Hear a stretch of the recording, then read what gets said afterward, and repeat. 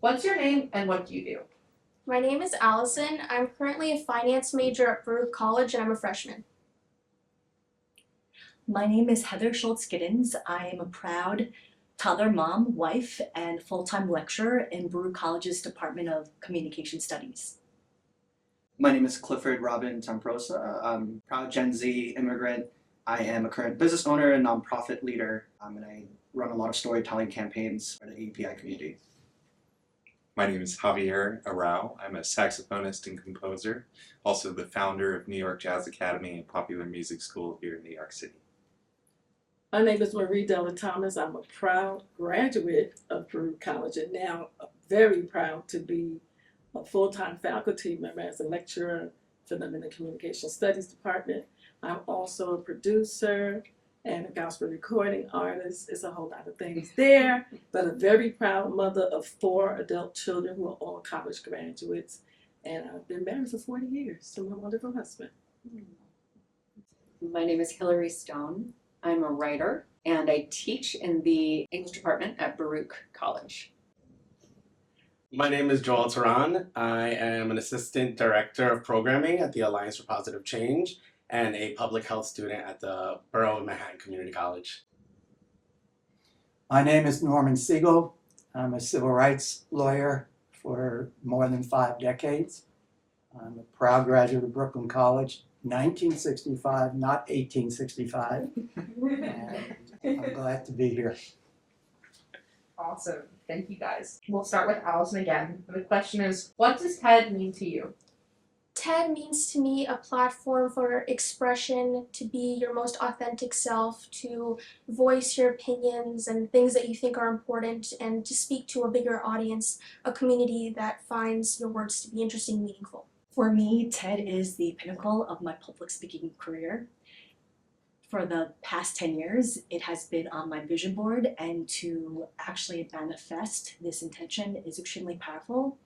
And TED to me is about communicating a powerful idea that you have based on your lived experience in an inspiring and empowering way.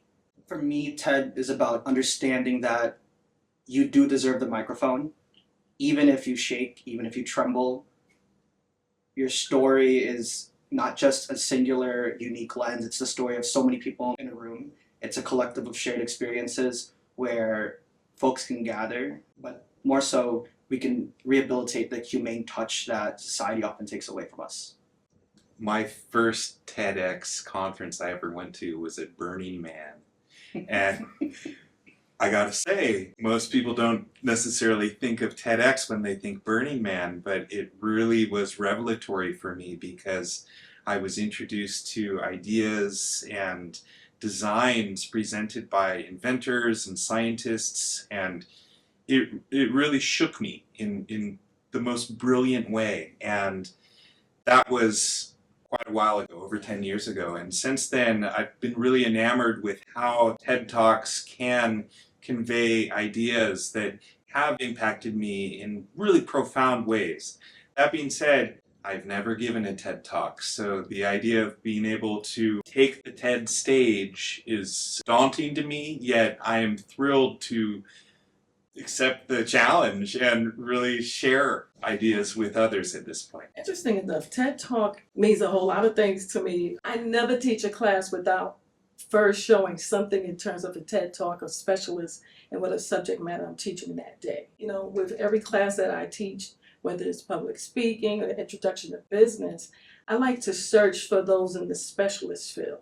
I'm a specialist in my field in advertising publishing, so I like to share things like from the Harvard Review. I'm a proud CUNY graduate. Just because we're in a city college doesn't mean we can't learn what they're learning at Harvard. A lot of times I will take something from a TED Talk, share it with my students before I do my own lecture. I feel that TED Talk is a phenomenal platform for people that are specialists in the field that can express and share certain topics that maybe you wouldn't be able to share, but on the educational platform, I feel honored to be able to take the red rug and to share my personal story, which has been intertwined with my experiences and also with all of our wonderful students that helped me put it together.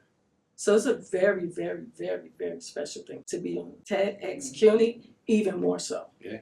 For me, TED Talks are great sources of inspiration. I often bring them to class. I've watched them with my kids. It's a really wonderful place to find a condensed argument for something or really sharp, well-made talk by an expert where you can not only learn something new about a topic, but also hear a new idea. And that's really important in my classes where I teach writing. One of the great things about TED Talks is that they are not regurgitations of other ideas, that it's a place that we go to for fresh new ideas. So it's really important in my classroom where we learn to write essays that we not just regurgitate the ideas of others. For me, TED Talks represent an idea of hope. The first time I was introduced to a TED Talk titled Everything You Know About Addiction is Wrong. One of the most popular lines from that TED Talk, the opposite of addiction is connection. So as someone who viewed that video many times for multiple years struggling with addiction, I would always feel like I was being talked directly to. Now to be at a platform where I now found myself in recovery and to be able to leave some sort of impact into the world that this might one day make its way to somebody that is also struggling with addiction is more than a full circle moment. First, it's an honor to be part of a TED Talk. When I mention to people that I'm doing on May 2 a TED Talk, people go, wow! And I've given a lot of talks, but I don't get that kind of reaction. So it's made me think about what TED Talk means to the public at large. It's something important. And second, it's a golden opportunity to speak to people, especially CUNY students, since I'm a CUNY grad. I remember what it was at Brooklyn College years ago. So hopefully I can inspire young people today about ideas that I think are important, especially these days, and how our country and city is changing, and try to have the CUNY students and students in general speak up. How did you feel when you first learned that you were selected to give a TEDxCUNY talk? I think I was in my theater class and I was just sitting and I think I was trying to pay attention, but I wasn't really paying attention. And I checked my email and I saw the email and I was just in shock and I wanted to start jumping around and out of excitement, but I couldn't because I was in class. And then I also thought, I just got here. It was my third month in Baruch, in college especially, and I was just like, wow, cannot believe I have this opportunity. And just a wave of emotions passed by me and I was just in shock, but I was really excited for how things would pan out. And I'm just really amazed that I had this opportunity. I was a little shocked at first, right? One, there's so many amazing CUNY schools that within our CUNY family. So to be able to represent the Borough Manhattan Community College and Community College on this level, I think is just, it speaks to the testament and the work that community college students put in. I also feel like I am the perfect definition of non-traditional student. When originally it was a professor who recommended this to me, and in the midst I was training for running my first marathon, which a lot of my talk is about. So I felt like everything was just falling into place. I often feel like I have a lot of imposter syndrome, right? I've worked a lot and I've done a lot of things for the things I currently have in my life. I still seek either validation from the outside world that what I am doing or that I am on the right path. This was another one of those moments. I'm definitely on the right path. I feel like that piece, the imposter syndrome, I resonate with that. I was scared. I was scared because I think a lot of my experience has always been you can own your space, but that doesn't mean you don't feel the weight of the world. People looking at you and judging you. Now you have pressures from CUNY students who they're looking at you to say, hey, this person looks like me. They know my story. And as much as you can tell your story, it's scary. Is my story good enough for other folks to listen to? We all are scared, but we have to go forward and Yes. overcome that. And just listening to you from your few statements, you're good. Oh, man. Thank you so much for mentioning the imposter syndrome. I am a public speaking educator and I still deal with imposter syndrome. I'm a full-time lecturer in Baruch's Department of Comp Studies and I don't have a PhD. And I'm not talking about an area of academic research. I'm talking about my own 4 decades on Earth, which I experienced massive grief, compounded loss, So it's my own personal lived experience that my TEDxCUNY talk is based on. I had to release those disempowering thoughts and own my story, and I deserve to be on the stage. All of us deserve to be on the stage. We all deserve to be seen and heard, and I know that all of us at some point in our life didn't feel that we were worthy of that. But we got this. Oh, my heart. What was your favorite part about working on your TED Talk? My favorite part about working on the TED Talk was mimicking what I was writing about in the process of making it. It was a kind of, in poetry, you have something called an ars poetica, which is when you write a poem about making a poem or about poetry. So this felt a little bit like an ars poetica for the essay, a kind of meta text where I was writing an essay about how to write an essay. And so what my talk is certainly a 17-minute essay, and it does all of the things that essays do and that I teach essays. The talk was one step more intimate than just writing an essay that I might write for publication, because I had to write it to live in me. And I will have it in me forever. I know that now that I've memorized it, it's with me. And so when I walk around, I am saying the talk all the time on the subway, looking like a crazy person. When I'm out for a run, you know, I'm always trying to go through parts of it and get it just right. Every word matters. And when I'm teaching, I think I teach that. We can ask Allison, she was one of my students. I mean, Best really. professor ever. I mean, I really, every word matters. If you get those words into just the right grouping, you will knock people over. For me, it was just so much fun to figure out how to say this and then get ready to say it, but from within me, not on paper. This is new and exciting. What surprised you or challenged you during the TEDx process? Condensing 4 decades of lived grief into an 18-minute talk.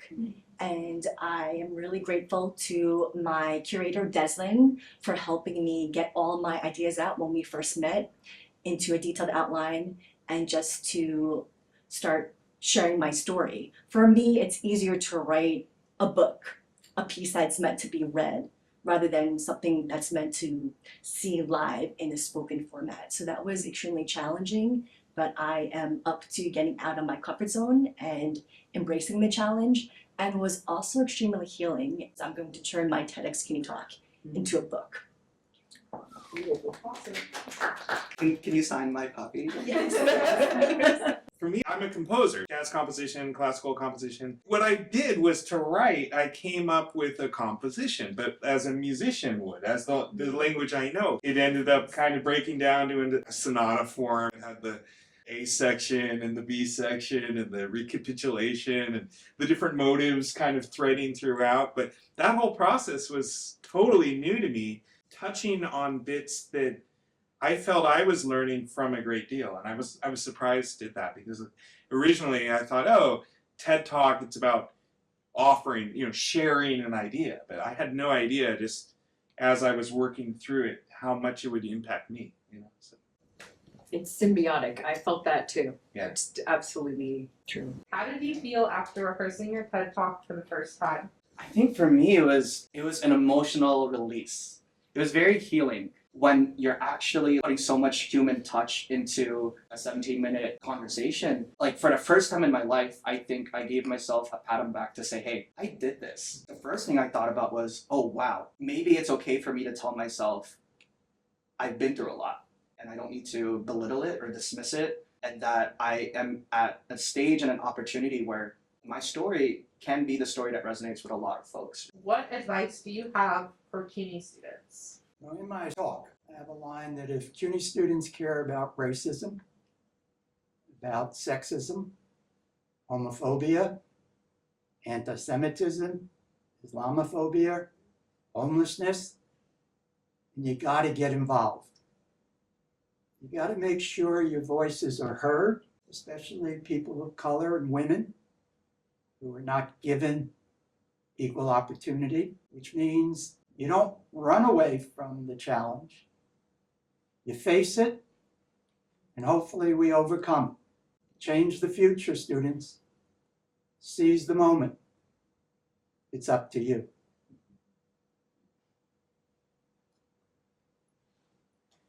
The silence is real. The silence is real. That was so amazing.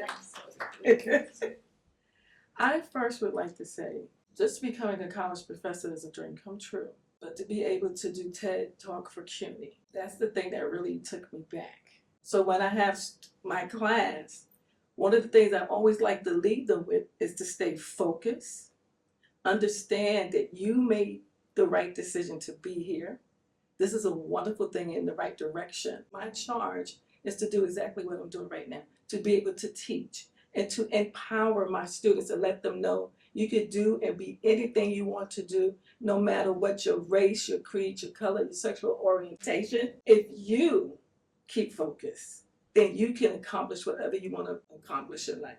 What do you hope the audience members take away from your talk? What I really love when I listen to TED Talks is how much they make me reflect on my own thoughts or my own experiences or hopes or dreams or all of that. And the talk I'm giving really addresses the struggle that we all face in careers. And my lens is through music. Really, the talk is given to any young person just starting out in a career. And I think that my hope is that they leave the talk with some really concrete ideas, considering solutions that help them kind of reframe what it means to be successful and what it means to really beat the odds in what can very often be a totally insurmountable feeling of what lies ahead.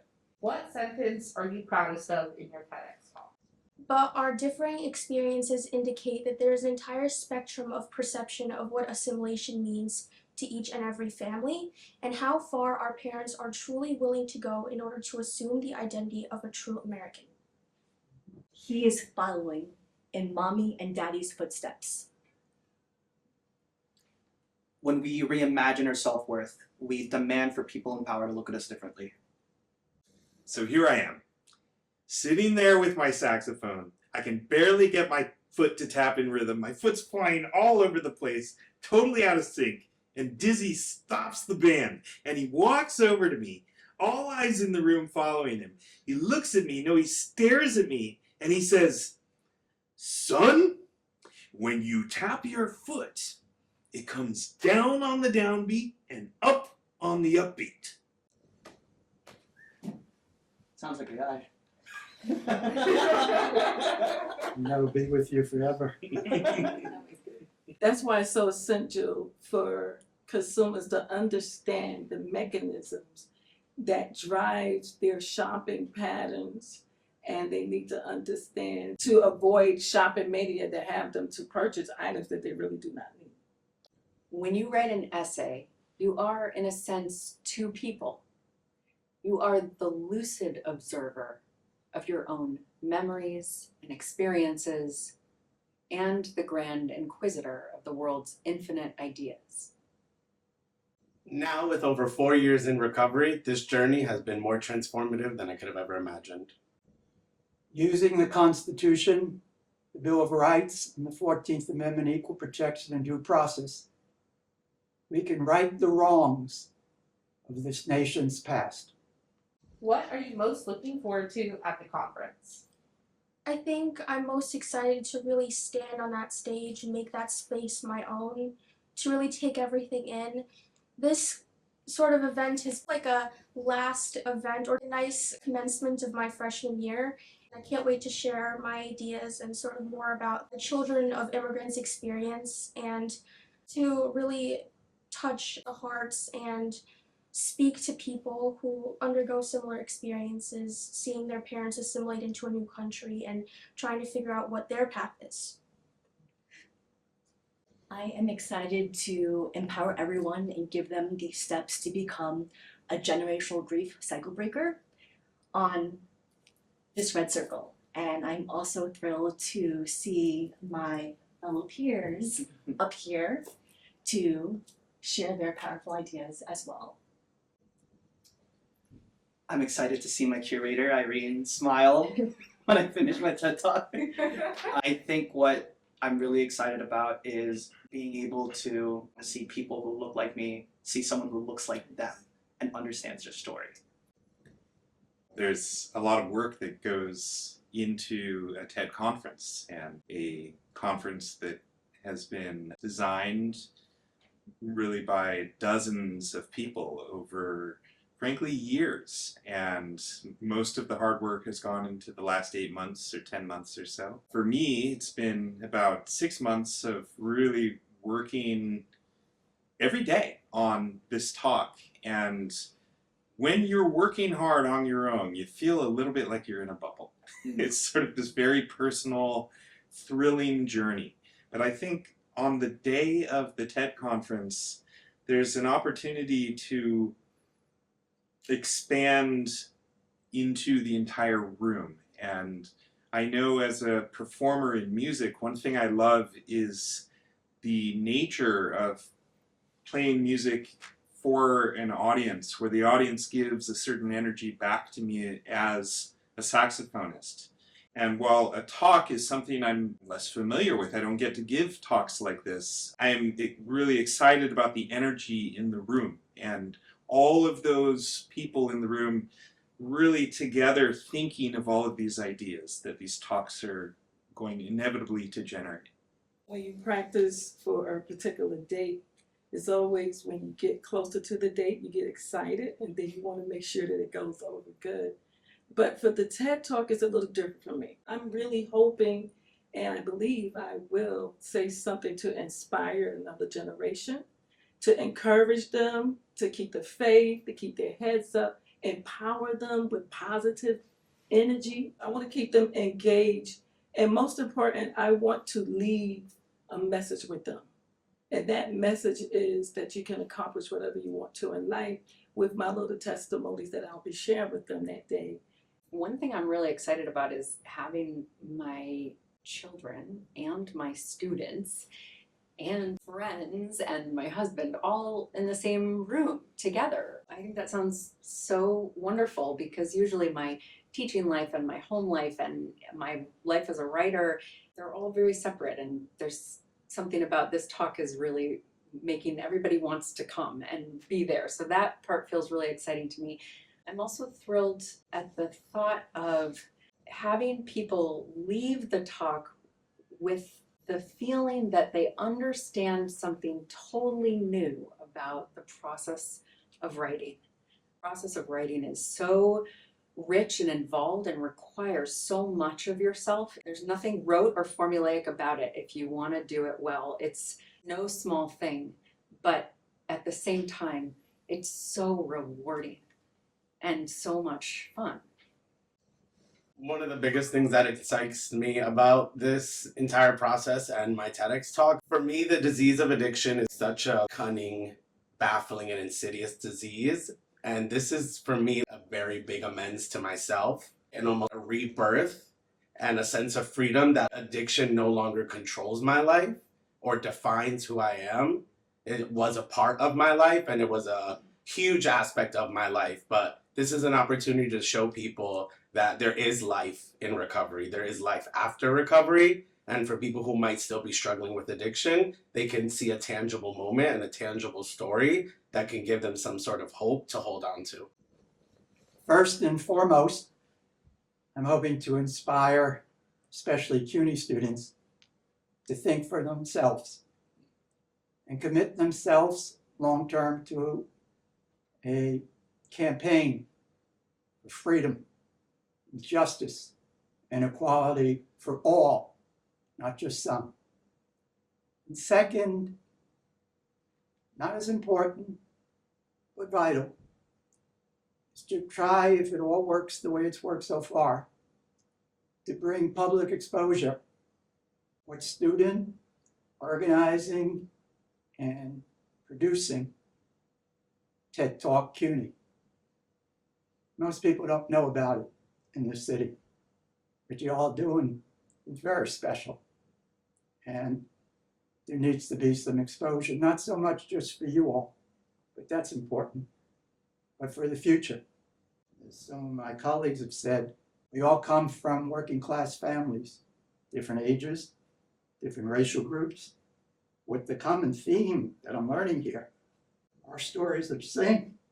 So that day should be celebratory, not just for us, but the people we grew up with who didn't make it.